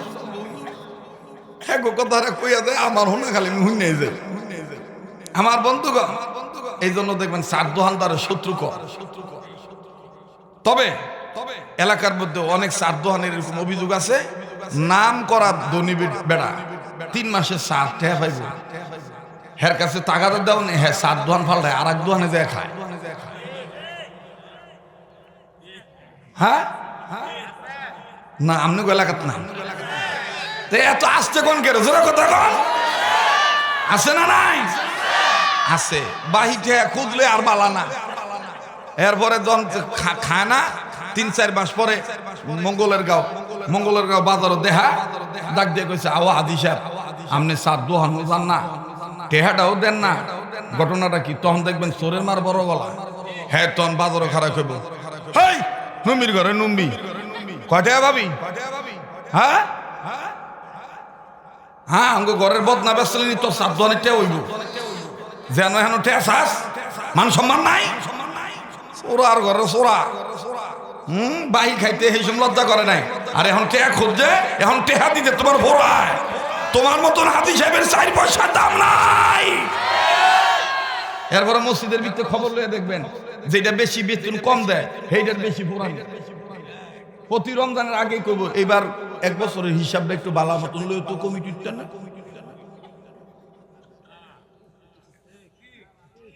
বাস্তব না বাস্তব? বেশিরভাগ আমাদের সমাজে এই বাংলাদেশটার বেশিরভাগ মসজিদে ইমাম টিকে না। যতগুলি কারণ, এর মধ্যে অন্যতম কারণ হলো কিছু খাটাস মাইকা বুড়া আছে। বুড়া এটা আবার লাভে খাটায়, এত কোনো চিন্তা নাই। যদি ইমাম সাহেব এর বিরুদ্ধে কথা কয় হট করে দেখবেন হ্যাঁ ডাক দিয়ে কয় টেহা হইলে মুন্সি রবা। হ্যাঁ আর এই এক হুজুরের পিছনে এতদিন নামাজ পড়া ভালো লাগে না, আল্লাহ এটা ফালটাও। তখন আবার দাঁড়ে কয় হ্যাঁ, আবার ডাক দেখা ও ভালা মুন্সি রাখতে কিন্তু টেহা লাগবো। আর টেহা আমি দরকার 2000 বাড়াই দেবো। ওই যে গুবেচ্ছা টেহা কামাই করে, তো গুবেচ্ছা টেহা কামায় মানে কি, যারা সুদে টেহা লাগায় এটি গু বেচা একই কথা, কথা কম ঠিক না? হ্যাঁ, ঘুমাইলি বার আজগা ভাইছে জুত মতন বক্তারে। আর আমার কথাবার্তা হইলো সামাজিক কথা। এরপরও দেখবেন যে সারাদিন চার দোয়ানে বইয়েছে, মান্দাটার মধ্যে বিষ নাই। যে মসজিদের মধ্যে ঢুকে আন্তাজে মাজার মধ্যে হাত দিয়ে কয় সিয়ার ডাকো। আর কিছু হুজুরও আছে দেখবেন হ্যাঁ দালাল হয়ে বইয়েছে, আগের তেনে যায় নামাজ বিছে থুয়ে দেয়। অন্য মুসল্লি বইলে কয় এন্তন উঠেন, এন্তন উঠেন, এটা হাজি সাহেবের জায়গা, এটা হাজি সাহেবের যায় নামাজ। সোরার ঘরে সোরা তো নানির বাতার লাগে। হ্যাঁ, মসজিদের ভিত্তে কারো লাইগা নির্ধারিত জায়গা ঠিক রাখা এটা জায়েজ আছে? যেটি কথা কব না মনে করবে হেডি হেই গুরু ফেললো, জোরে কথা কও। কি আমি কি আগ গাইতাম না ভাত চাইতাম? আমি কি বাদ দিতাম কথা? হ্যাঁ, মসজিদের জায়গা কোন ব্যক্তির জন্য নির্ধারণ করা জায়েজ আছে? মসজিদের ভিতরে টেহাওয়ালার যে দাম, টেহা সারার একই দাম। গরিব মানুষের যে দাম, বড় লোকের একই দাম।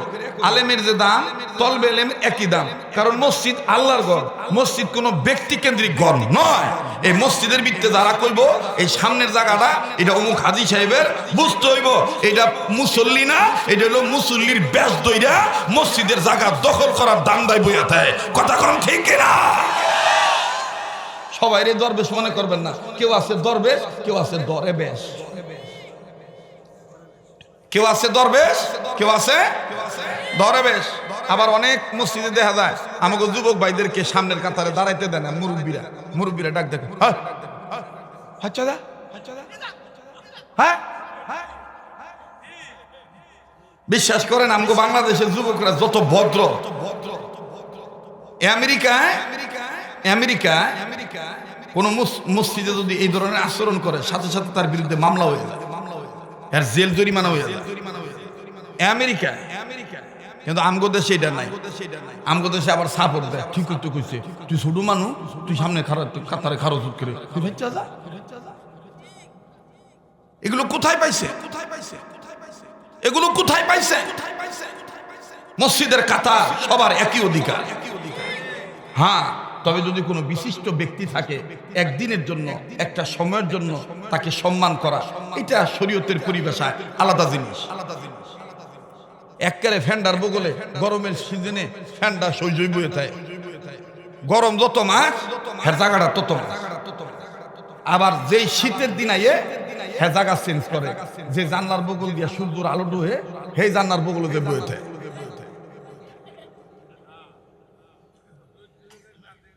আমি জানি আজকের ভরতে না আমারে আর এই খান্দা ভরে আনতেন না নেন, তাতে কিছু যায় আসে। এরপরে দেখবেন আর একটা খাটাইছা গ্রুপ আছে, এই যে ন্যাংডা হইয়া ঘুরে হেগো বিচার নাই। খালি যদি চাইয়া দেখে তখন ডাক দিয়ে কয় কার নাতির দিক চাইছো, চোখ তুইলাম, কথা কয় না। কিন্তু এই দাদারে বহু দেখছি, দাদায় নিজেই মামলার আসামি। রত্যা ফানের নাম কইরা 3 রাস্তার মাথা চিয়ার লয়ে বইয়ে থাকে। যতলা বেডি যায় ততলা বেডি রে পাইকারি আর খুচরা ভাবে জিগায়, তুমি বাড়ি কই, তুমি কার বউ গো? কথা কয় না। ও দাদা আমনের লেগে যায় আর নাতি গো লেগে বেজা, এতান বাদ দেন। যেটা হারাম সবার জন্য হারাম, যেটা হালাল সবার জন্য হালাল। কথা বলেন ঠিক কিনা? তো কোরআনকে সম্মান করলে নিজের সম্মান বাড়াই দিবে কে? আবার বলেন কে? আল্লাহ। তুই আল্লাহর পক্ষে আরেকবার জোরে কোন তো আল্লাহু আকবার। আরেকবার আওয়াজ দিয়ে কোন আল্লাহু আকবার। একটু গরম লাগান, একটু গরম লাগান, একটু দুইটা হাত টান টান করে বাইর করেন, সে বাজার টান টান করে ধরেন, একটু টান টান করেন। আল্লাহ তুমি দেখো, তুই কাটায় হাত উড়ায় নাই, হয় আল্লাহ দেখো, আল্লাহ জি জি টান টান করে ধরেন আর মুট করে ধরেন, ছাড়েন, ধরেন, ছাড়েন, ধরেন, ছাড়েন। বেহেশতের বাগান সাধারণ করে আঙ্গুলগুলো ফুলের মতন ছড়ান। হ্যাঁ মাশাআল্লাহ। এবার অ্যাটেনশন ঠিক করানোর জন্য গরম লাগার ভাব আনার জন্য শয়তানের গায়ে আগুন লাগানোর নিয়ত করিয়া একটু ডাইন বাম নাড়াচাড়া দেন তো, জোরে নাড়েন, জোরে নাড়েন। আমার চুল হয়ে উচ্চ আওয়াজে বলেন তো আল্লাহু আকবার। আবার জোরে কোন আল্লাহু আকবার। হাত নামান। কষ্ট দিলাম কেউ? অ্যাটেনশন ঠিক আছে না? ভালো হলো না এটা? তো কোরআনকে সম্মান করলে নিজের সম্মান বাড়ে না কমে? মনে আছে কিনা জানি না, ডাক দিয়ে কইতেছে হুজুররা তো লাশ দেখতে নিষেধ করছে। মুসলমান ভাইরা আমার বন্ধুরা, ফাট করে একজন ডাক দিয়ে বলতেছে কাফনের কাপড় যেমন সুন্দর দেখা যায়, নতুন দেখা যায়, লাশটা যদি দেখি সুলতান মাহমুদ গজনবী অক্ষত অবস্থায় আছে, তার পশম পর্যন্ত নষ্ট হয় নাই, তার শরীর হাড্ডি গোস্ত মাংস কোনো পরিবর্তন হয় নাই। আমি জীবনে যত গুনাহ করেছি আর গুনাহ করব না, এই সুলতান মাহমুদ গজনবীর চেহারাটা আমি একটু দেখতে চাই।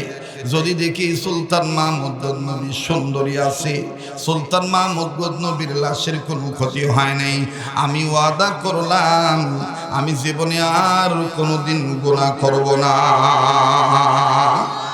এইভাবে বলতে বলতে যিনি মদ খায় তিনি ডাক দিয়ে বলতেছি তুই যেহেতু গুনাহ করবি না, যা আমিও নিয়ত করলাম যদি সুলতান মাহমুদ গজনবীর চেহারাটা দেখতে পাই আর যদি দেখি কাফনে কাফনের মতন ভালোই আছে, তার লাশ নষ্ট হয়নি, যা যা যা আমিও ওয়াদা করলাম আমি আর জীবনে মদ খাবো না। যিনি নামাজ ছেড়েছেন তিনিও বলতেছেন আমি আর জীবনে নামাজ ছাড়বো না। যিনি মা বাবারে কষ্ট দিয়েছিলেন তিনিও ডাক দিয়ে বলতেছে আমি আর কোনোদিন মা বাবার সাথে বেয়াদবি করব না। সুলতান মাহমুদ গজনবীর লাশটা যদি আমরা দেখি, বলতে বলতে বলতে বলতে এলাকার মধ্যে বাজার জনসংখ্যা বৃদ্ধি হয়ে গেল, লাশটা নিয়ে বাজার নিয়ে কেমন জানি ঘটনা ঘটে গেল, হাজার হাজার লোক জমা হয়ে গেল।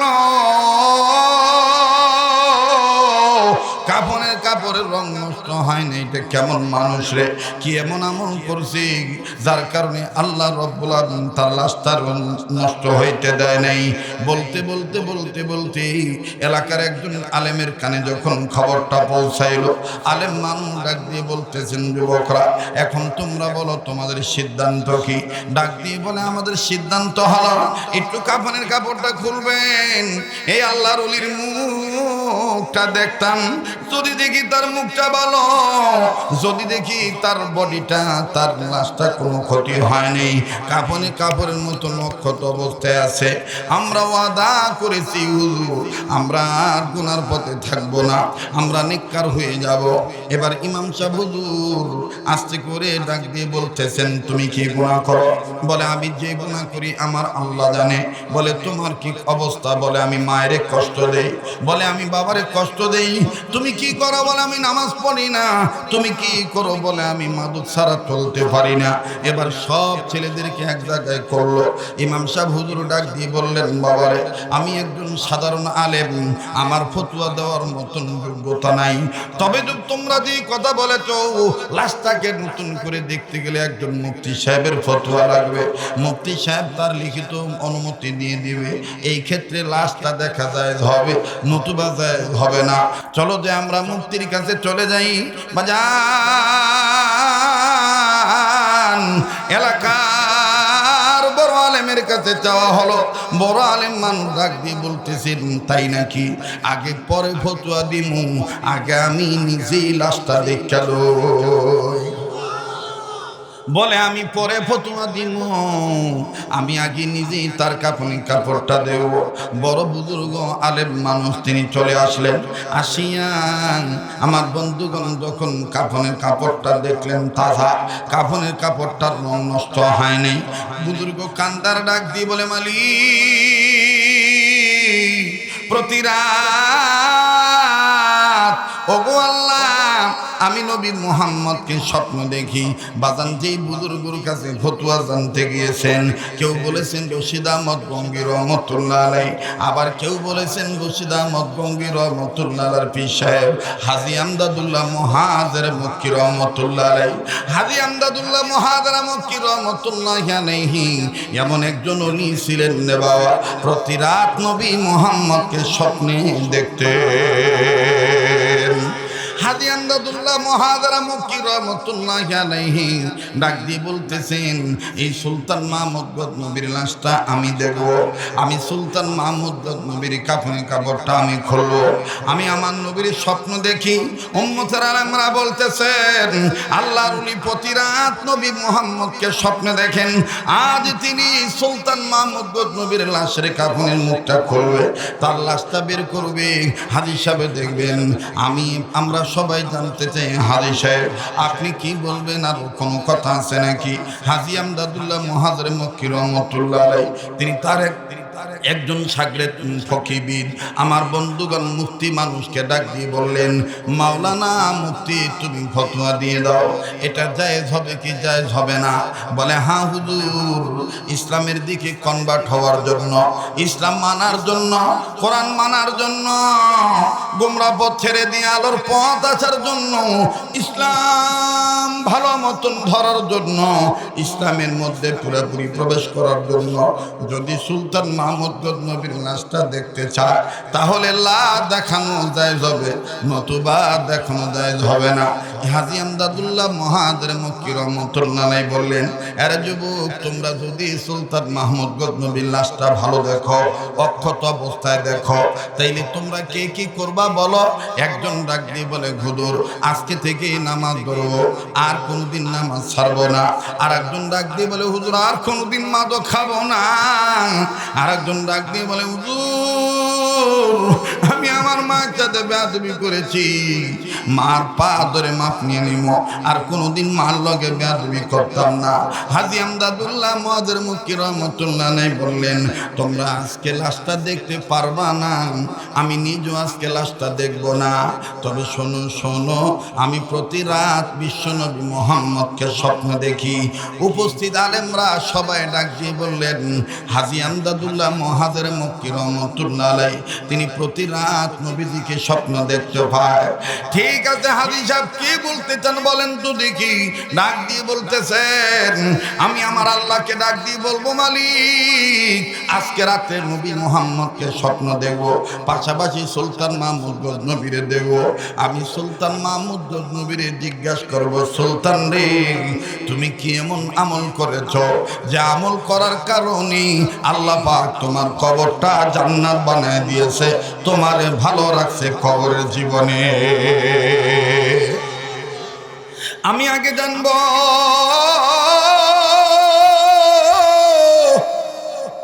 কোন আমলের কারণে সে কবরে ভালো আছে। বাবাজিরা আমার, উম্মতের আলেমরা বসে আছে, জিজ্ঞাসা করে দেখবেন বাজান। হযরত ওসমান রাদিয়াল্লাহু তাআলা আনহু বলেছেন, প্রতিটি মানুষদের জন্য কবর হলো ইমিগ্রেশন কাউন্টার। কবরে যদি কেউ মা পাইয়া যায়, সব জায়গায় সে মা পাইয়া যাবে। কবরে যদি কেউ ধরা খেয়ে যায়, সব জায়গায় সে ধরা খেয়ে যাবে। আমার ভাইরা, এই কবরে একমাত্র আপনি নিতে পারবেন নেক আমল, নবীজির দুরূদ। আমার বন্ধুগণ, উম্মতের উলামায়ে কেরামদের নেক সওয়াব, ছেলে মেয়েকে কোরআন শিক্ষা দেওয়ার মাধ্যমটা আপনি নিতে পারবেন। লম্বা করার কোনো সুযোগ নেই বাবা। এবার হাজী আমদাদুল্লাহ মুহাজির মক্কি রহমতুল্লাহ আলাইহি সবাইকে বিদায় দিয়ে দিলেন। লাশটা আমার বন্ধুগণ যেমন আছেন তেমনই রাখলেন। নতুন করে কবর আর বন করার, কবরের পার বান্ধার চেষ্টা করলেন না। আগামীকালকে আজকে রাত্রে নবী মুহাম্মদকে দেখবেন, সুলতান মাহমুদকে জিজ্ঞাসা করবেন কি আমল করেছিল। এই আমলের ব্যাখ্যাটা জানার পরে তারপরে কালকে লাশ দেখবে। হযরত হাজী আমদাদুল্লাহ মুহাজির মক্কি রহমতুল্লাহ আলাইহির সাথে এবার একজন যুবক পিছে পিছে যায় আর ডাক দিয়ে কয়, হুজুর আপনি আমারে বায়াত করায় নেন।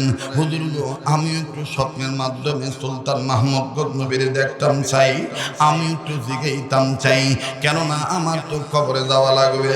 হাজী আমদাদুল্লাহ মহাদরে মুক্তি রহমাতুল্লাহ আলাইহি বলেন, মনে হয় তোমার সাথে নবী দেখা দিবে না, মনে হয় সুলতান মাহমুদ গজনবীর তুমি দেখতে পারবা না। বলে কেন গো? ছেলেটাকে হাজী আমদাদুল্লাহ মহাদরে মুক্তি বললেন, তুমি না তোমার মায়ের সাথে বেয়াদবি করেছ, তুমি না তোমার বাবার সাথে বেয়াদবি করেছ। আর কান্দা বারাবাসী কারা গো বিদেশ যাইতে চাও, কারা গো ফ্যামিলিতে শান্তি পেতে চাও, কারা গো সমাজের মধ্যে ভালো হতে চাও, কারা গো পরকালীন জগতে মুক্তি পেতে চাও, গভীর মনোযোগী হয়ে শুনে যাও। যদি তোমার প্রতি তোমার মা বাবা রাজি থাকে, আল্লাহ তোমার প্রতি রাজি হয়ে যাবে। যদি তোমার প্রতি তোমার মা বাপ অসন্তুষ্ট থাকে, তাইলে আল্লাহ রসুল তোমার প্রতি বেজার হয়ে যাবে। এই জন্য নবী বলেছেন, উম্মতেরা রে, ছেলে মেয়েরা রে, তোমার জন্য তোমার মা বাপ জান্নাত, তোমার জন্য তোমার মা বাপ জাহান্নাম। বাবাজি মায়ের কষ্ট দিলে আল্লাহ নারাজ হয়ে যায়। মনে রাখবা ভাইয়া, মায়ের দোয়াও যেমন কবুল হয়, মা বাবার বদদোয়াও কিন্তু তেমন লাগা যায়। কথা বলেন ঠিক না বেঠি? মাফ করে দিবেন বাবা। দুনিয়ার জীবনের বাস্তব একটা ঘটনা আপনাদেরকে শুনাইতে চাই, যে ঘটনাটা আপনারা ইন্টারনেটের মাধ্যমে, ক্যাসেটের মাধ্যমে বিভিন্ন মাহফিলে শুনিয়া থাকেন। আজ আমি সরাসরি বলিয়া দিতে চাই, আমার বন্ধুরে, আজ থেকে কয়েক বছর আগের ঘটনা। ওই সময় নিজস্ব কোন বাহন ছিল না, আমার নিজস্ব কোনো গাড়ি ছিল না। ঢাকা জেলা থেকে বিভিন্ন বাসের মাধ্যমে বিভিন্ন জেলায় যাওয়া লাগতো। অনেক দিন আগের ঘটনা বাজান রে, বাস্তব কথা বলছি, নিজে প্রত্যক্ষদর্শী, নিজে সাক্ষী হয়ে তার বাড়িতেও গিয়েছিলাম, তার মায়ের সাথে কথাও বলেছিলাম। কেমন বাজান রে, মার দোয়া যেমন কবুল হয়, মা বাবার বদদোয়া কিন্তু তেমন লাগিয়া যায়। একটু খেয়াল করে কথাগুলি শোনা চাই বন্ধু আমার ভাইরা। মহাখালী বাস কাউন্টার থেকে বাস স্ট্যান্ড থেকে টিকিট কাউন্টার থেকে টিকিট ক্রয় করতে হয়, এরপরে প্যাসেঞ্জারদের সাথে সিরিয়ালে দাঁড়াইতে হয়। টিকিট মাস্টার আমার বন্ধুগণ টিকিট চেক করে, যার টিকিট ভালো, তার সব কিছু সই আছে, একজন বাস স্টাফকে জিম্মাদারি দিয়ে দেয়, টিকিট অনুপাতে আসনে বসায় দেয়। ও বাজান, সমস্ত প্যাসেঞ্জারের সাথে আমি দাঁড়িয়ে আছি, একজনের পর একজনের টিকিট চেক হইতেছে। শীত মৌসুম, এইরকম নাকমুখ বান্দা, শুধুমাত্র চোখ খোলা। যিনি টিকিট চেক করতেছেন, টিকিটের মধ্যে সই দিতেছেন, বারবার মনের মধ্যে একটা চিন্তা আসে যায়, আল্লাহ গো, লোকটারে জানি আমি কই দেখছি, এই লোকটারে চিনা চিনা মনে হয় গো আল্লাহ। অবাদান আল্লাহ রব্বুল আমিন আমার বন্ধুগণ জেহেনের মধ্যে কথাটা ক্লিয়ার করে দিল। ভালো করে খেয়াল করে নজর করে দেখতে পাইলাম, মন বলে দিল, এই লোকটা না ড্রাইভার ছিল, এই লোকটাই তো ড্রাইভারি করত, ড্রাইভিং আসনে বসে স্টিয়ারিং ঘোরাইতো। এই লোক দেখি এখন টিকিট চেক করতেছে। আবার দেখতেছি লোকটার দুই পায়ের মধ্যে একটা পা নাই, একটা পা কাটান, ডান পায়ের হাঁটুর থেকে পরবর্তী অংশ নাই। আমার বন্ধুগণ ঠ্যাঙ্গার উপরে ভর দিয়ে দাঁড়ায় আছে। আমি কাছে যাইয়া লোকটাকে জিজ্ঞাসা করার নিয়ত করে সালাম দিয়ে বললাম, আসসালামু আলাইকুম রহমতুল্লাহ, ভাই কেমন আছেন? আপনি আমার চিনছেননি? মুখ থেকে কাপড়টা সরাইয়া হাজির রুমাল বা মাফলার সরানোর পরে আমার চেহারা দেখার পরে লোকটা ডাক দিয়ে বললেন, হুজুর আপনার চিনুন লাগবো নাকি? আপনার তো আমরা সবাই আগ থেকে চিনি। আমি বললাম, ভাই যান কেমনে চিনেন? ডাক দিয়ে কয়, হুজুর আমাদের এই বাসের মধ্যে এমন একটা সময় ছিল বাজান, বিভিন্ন হোটেলে, বিভিন্ন রেস্টুরেন্টে, বিভিন্ন লঞ্চে, বিভিন্ন জাহাজে, ফেরির মধ্যে, আমার বন্ধুগণ বিভিন্ন গাড়ির মধ্যে, ওই সময় সিরিকাসের ফিতার জামানা ছিল। ডাক দিয়ে বলে, হুজুর আপনার ওয়াজ আমরা নিয়মিত শুনি, বাস স্টাফরা শুনি, প্যাসেঞ্জাররাও শুনি। হুজুর গো, আপনাকে আমরা চিনি, আপনি না অমক আলেম মানুষ, অমক বক্তা মানুষ। আমি বললাম, হ্যাঁ, আমার পরিচয় জানার জন্য আপনার জিজ্ঞাসা করি নাই, আমি শুধু আপনার কাছে জিজ্ঞাসা করতে চাই, গতবারও তো দেখছি আপনার পা ভালো ছিল, আজ কেন আপনি এরকম পঙ্গু হয়ে গেছেন? আপনার কেন পা নাই? আপনার এই পাটা কেমনে দুর্ঘটনা ঘটলো? আল্লাহর কসম করে বলি যুবক রে, এই কথা বলা মাত্রই লোকটা চোখের পানি ঝর্ণার মতন ছেড়ে দিয়ে কান্দে। কাগজ কলম অন্যজনের হাতে দিয়া নিজে বাম হাতটা দিয়া ডান পায়ের হাঁটুর মধ্যে আঘাত করে আর ডাক দিয়ে কয়, হুজুর এই পায়ের কথা জিজ্ঞেস করতেছেন? এটা হুজুর গো, এটা আমার মার সাথে বেয়াদবি করার ফল। আমি বললাম, মার সাথে কেমন বেয়াদবি করার ফল? ডাক দিয়ে বলে, হুজুর অনুমতি যদি দিতেন আপনার চা খাওয়াইতাম, আপনি একটু চা পান করতেন, আমি আমার ঘটনাটা আপনার কাছে খুলে বলতাম। হুজুর একটু পাশে যাই। আমার বন্ধুগণ নিজের দায়িত্ব অন্যজনকে দিয়ে দিলেন। অন্যজনকে দেওয়ার পর পাশে জায়গায় নিয়ে যাইয়া লোকটা বারবার কথা বলতে যে আমার হাত ধরে আর ডুকরে ডুকরে কান্দার ডাক দিয়ে কয়, হুজুর আগে বলেন গো, আমার আল্লাহ আমার মাপ দিবনি? আমি বললাম, ভাইজান মায় মাপ দিলে আল্লাহ মাফ করে দিব। বলে, হুজুর এই ঘটনাটা শুনতে চাইছেন আপনি? আমি আপনাকে বলবো, যেহেতু আপনার মাহফিল অনেক যুবকরা আসে, আপনার এই বয়ান শোনার মাধ্যমে যুবকরা হেদায়েত পেয়ে যেতে পারে, তারা মা বাবার সাথে কোনোদিন এই বেয়াদবি নাও করতে পারে। আমি ডাক দিয়ে বললাম, কোন কারণে পাটা কাটছে বলেন না? ডাক দিয়ে বলে, হুজুর আপনি ঠিকই বলেছেন, আমি ড্রাইভার ছিলাম। কখনো ঢাকা থেকে জামালপুর শেরপুর আসতাম, আবার কখনো জামালপুর শেরপুর থেকে ঢাকা যাইতাম। বেশিরভাগ আমার নাইট ডিউটি ছিল, আমি নাইট ডিউটি করতাম। সারা রাত গাড়ি চালাইয়া বর্গমাস শৈল্যে আমি সকালবেলা বাড়িতে গিয়েছি। হুজুর আমার বাড়িটা রাস্তা সংলগ্ন, বাড়ির মধ্যে প্রবেশ করব, ঠিক এই মুহূর্তে আমার কানে আওয়াজ আসে, আমার বউ আর আমার মা ঝগড়ায় লিপ্ত, বাকবিতন তার আওয়াজ আমার কানে আসতেছে। আমার বউয়ের গলার আওয়াজটা অনেক বড় লম্বা। আমার বউ আমার স্ত্রী আমার মাকে নানান কথা বলতেছে। আমি তাদের কার্যের অবস্থাটা দেখার পরে আমি বাড়ির মধ্যে ঢুকিয়া মেজাজ গরম করে ধমক দিয়ে ডাক দিয়ে বললাম, রাস্তার মানুষ কি বলবে? তোমরা যদি এইভাবে গালিগালাজ করো, এটা কি মানুষের বাড়ি না বস্তির বাড়ি? এটা ভদ্রলোকের বাড়ি না বস্তিওয়ালাদের বাড়ি? মানুষ কি বলবে? হুজুর আল্লাহর কসম করে বলি, আমার এই কথা বলা মাত্রই আমার মা একটা কথা বলেন নেই।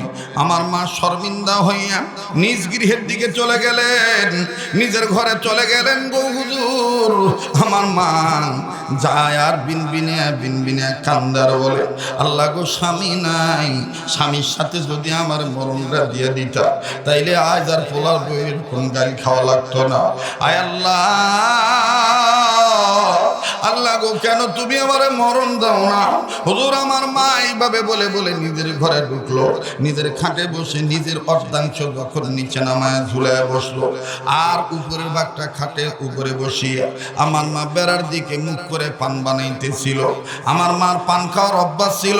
মা পিছনের অংশ পৃষ্ঠদেশ, পিঠটা কোমরটা দরজার দিকে দিয়ে বসে আছে। হুজুর এই দিক দিয়ে হঠাৎ করে আমার ছেলে মেয়ের চিৎকারের আওয়াজ শুনলাম। আমার ছেলে মেয়ে চিৎকার দিয়ে বলে, আব্বু গো মার জানি কি হয়েছে? মা মুখ খোলে না, চোখ খোলে না। আমার বউ জ্ঞান হারায় ফলাইছে। আমার ভিতরে তখন খটকা লাগলো, না জানি আমার মা, আমি বাড়ি থেকে বের হয়ে গেলে আমার বউরে কত যন্ত্রণা দেয়। এই বউ মনে মরে গেছে। হুজুর গো আমি মনে মনে ভাবতেছিলাম, এই বউটা যদি মারা যায় আমার ছেলে মেয়ে মা হারা হয়ে যাবে, আমার জেল খাটা লাগবে। হুজুর অর্গমা শৈল শয়তান আমারে ধোকা দিল। আমি ভালো মন্দ তাকিক তদন্ত যাচাই বাছাই না করে আমি আমার মায়ের কাছে যাইয়া মায়ের চুলের মুঠি ধরিয়া মায়ের কোমর বরাবর ছোটর একটা লাথি মাইরা দিলাম, আর ডেকে ডেকে বললাম, ফকির নির্জি তোর লাইগা সংসারের মধ্যে অশান্তির শেষ নাই। হুজুর আমার লাথিটা এমন জোরে লেগে গিয়েছিল, আমার মা খাট থেকে পড়ে যায়, মায়ের হাত থেকে পানির বাটা ছিটকে চলে যায়। আমার মা একটা গালিও আমারে দেয় নাই। আমার মা আঘাতপ্রাপ্ত জায়গায় হাত দিয়া খালি কান্দে আর ডাক দি গো, আল্লাহ আমার এই পুত্র লাত্তির পায়ের লাত্তি খাওয়ার আগে কেন আমার মরণ হইল না আল্লাহ? আল্লাহ গো, কেন তুমি আমারে মরণ দিলা না? এইভাবে আমার মা কাঁদতেছে। আমার মায়ের কান্নার আওয়াজে আমার মেয়েটা আবার মা তুইয়া তার দাদুর কাছে আসলো। আসিয়া কয়, দাদু ভাই কান্দো কেন? ও দাদু, আব্বু কি তোমার মারছেন? এলাকার অনেক মানুষ আইসা ডাক দিয়ে কয়, ঠিক হয় নাই রে, ঠিক হয় নাই, বোর কারণে মায়ের এইভাবে মারা ঠিক হয় নাই।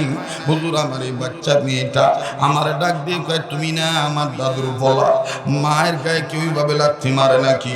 আর কি লেগে মারছো আমার দাদুরে? আমার দাদুর তো কোনো দোষ নাই। আব্বু জাননি, তুমি বাইক না থাকলে মায় দাদুরে কত কথা কয়, দাদু কিচ্ছু কয় না। আজকেও তো দাদু কিচ্ছু কয় নেই, সব দোষ হলো আমার মায়ের। আর এইভাবে তুমি তোমার মায়ের লাথি মারলা, মাপ চাও আব্বু, মাপ চাও। হুজুর, আমার এই বাচ্চা মেয়েটা যখন সাক্ষী দিয়া আমারে মাপ চাইতে বলে, তখন আমি দুর্বল হয়ে যাই, আমার শরীর কাঁপতেছিল। হুজুর, কিছু বুঝে ওঠার আগে আমার মা আমার মেয়েটার আমারে আদ্রভাবে ধাক্কা দিয়া কয়, যা বাইতে ঘরের টেনে বের হয়ে যা। এইভাবে আমার মা আমার ধাক্কা দিয়ে আর আমার মেয়ের সরে দিয়া দরজা লাগাই দিল। সারাটা দিন হুজুর আমার মা কোনো খানা খাদ্য খায় নাই, আমিও তেমন কোনো খানা খাদ্য খাই নাই। কোনো মতন গোসল সারলাম, যেহেতু রাত্রিবেলা আবার ডিউটিতে যাইতে হবে। হুজুর, আমি রাত্রিবেলায় ডিউটিতে যাওয়ার জন্য সন্ধ্যার আগে আবার যখন কাপড় প্যান্ট আর শার্ট পরা শুরু করলাম, বাইর হয়েছি জুতা পরে বের হব। আমার মেয়েটা বুঝতে পারছে আব্বা টিপে যাইব, আব্বা আবার আজকে রাত্রে গাড়ি নিয়ে ঢাকা যাইব। আমার মেয়েটা তার দাদুর রুমে যাইয়া দাদুর দরজার কাছে করানার ডাক দিয়ে কয়, দাদু ভাই, দাদু ভাই, আব্বু জায়গা, ও দাদু আব্বু জায়গা, আব্বু কাজে যায়, তুমি আব্বুরে কিছু কও। আমার ভাই রে, লোকটা কান্দার ডাক দিয়ে বলে, হুজুর, আমি ভাবছি আমার মা বকা বাধ্য করবে, গালমন্দ দিবে, কিন্তু হুজুর দেখেন মা কারে কয়, আমার মা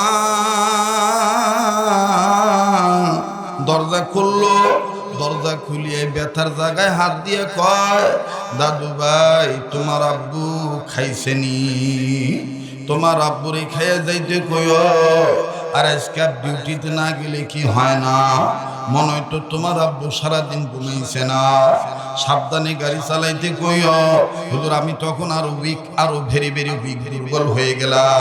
কোন মায়েরা আমি লাথি মারছি, আমার মা তার কথা না বইলা ছেলের কথা বলে। হুজুর, আমার বিবি বলল কাজটা ঠিক হয় নাই, এইভাবে মায়েরা মারা ঠিক হয় নাই। যান, মন খারাপ করিয়েন না, আগামীকালকে আসিয়া প্রয়োজন বোধে সকালবেলা মায়ের পা ধরে ঝুলে থাকবো। জামাই বউরে মা মাপ না করা পর্যন্ত মায়ের পা ছাড়বো না।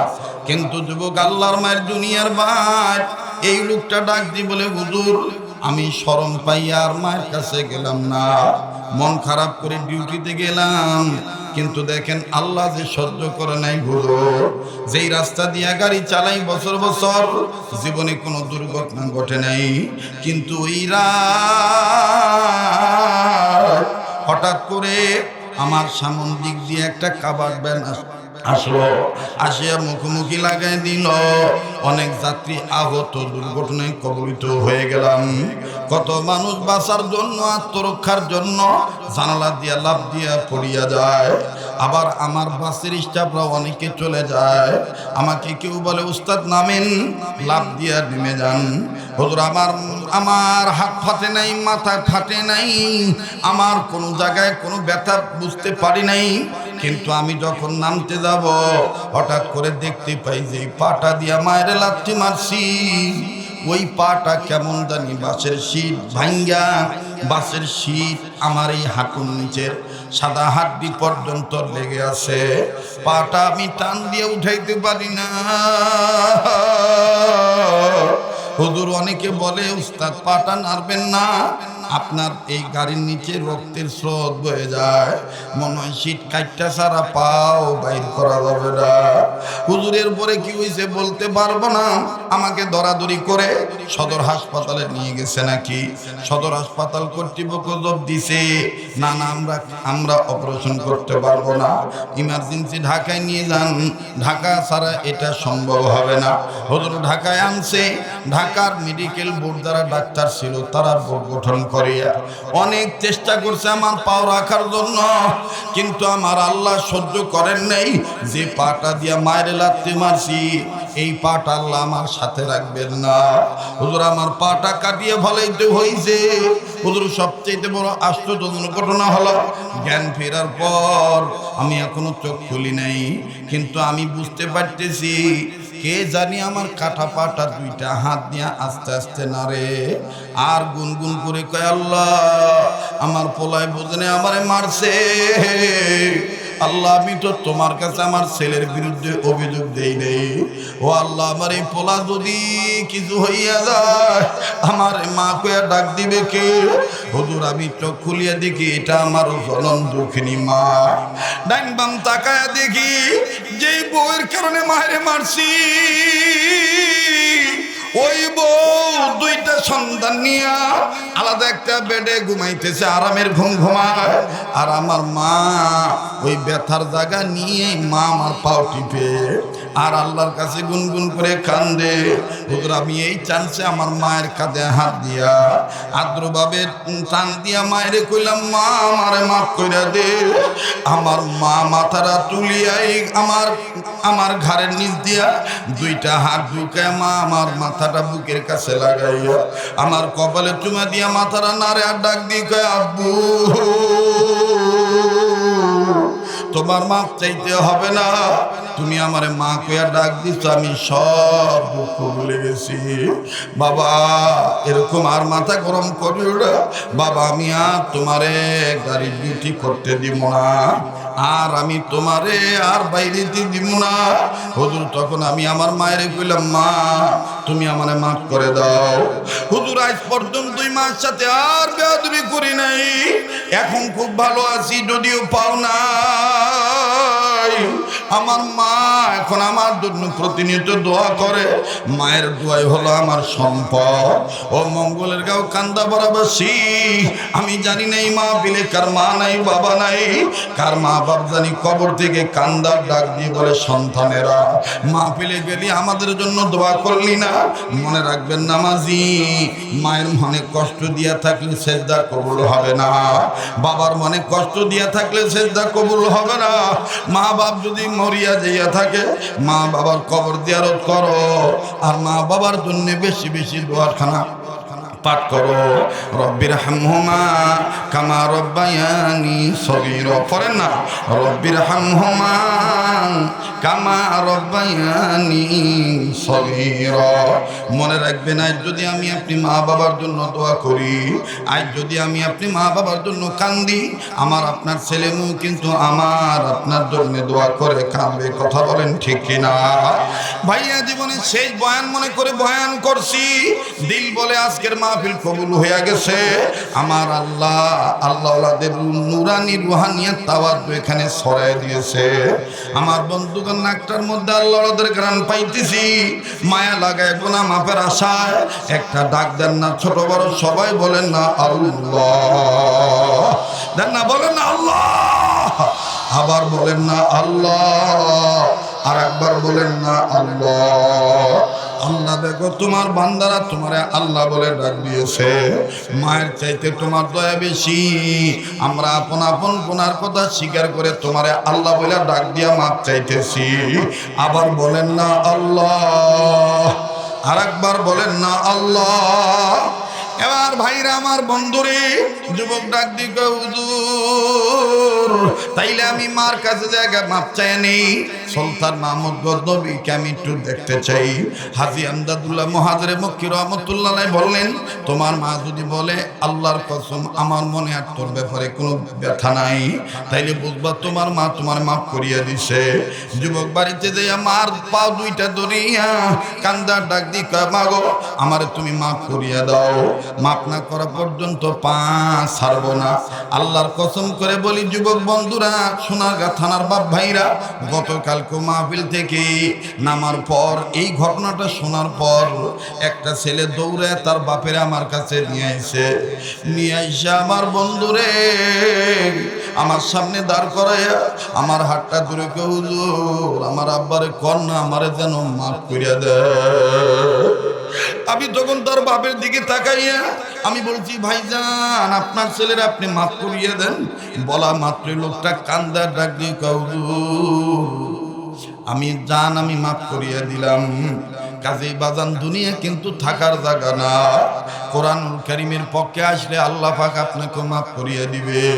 ওই ছেলেটা মার কাছ থেকে মাফ নিয়া সুলতান মাহমুদ গজনবীকে দেখার জন্য নিয়ত করে শুয়ে পড়ছে।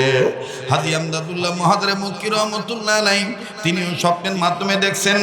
এবার জিজ্ঞাসা করতেছে, ও আল্লাহর বান্দা আপনার কবরে জীবনটা এত সুন্দর হলো কেমনে?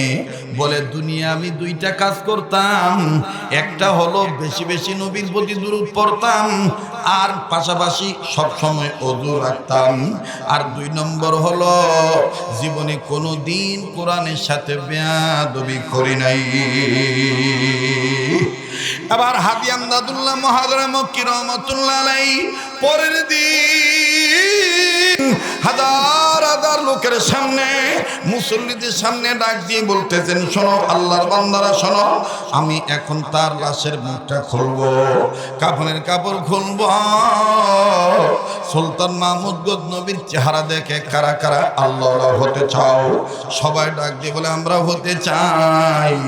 আমার বন্ধুগণ হাজী আমদাদুল্লাহ মুহাদ্দারে মক্কি রহমাতুল্লাহ আলাইহি বললেন, শুধু চেহারা দেখলে হবে না, ওনার মতন এরকম কবরের জগতে ভালো থাকতে চাও কারা কারা? বলে আমরা। বলে তাইলে আজকে থেকে নিয়ত করো আর কোনো দিন অপবিত্র থাকবা না, নবীর দুরূদ ছাড়বা না। আর 3 নম্বর কাজটা হইল, যেটা চলার জন্য আল্লাহ তোমাকে দিয়েছেন গাইড বুক আকারে, যেই কোরআন আল্লাহ দিয়েছে এই কোরআনকে সম্মান করবা। ছেলেরা ডাক দিয়ে কয় ইনশাআল্লাহ। বাজান দেখেন সেখানে কি আশ্চর্যজনক ঘটনা ঘটে গেল।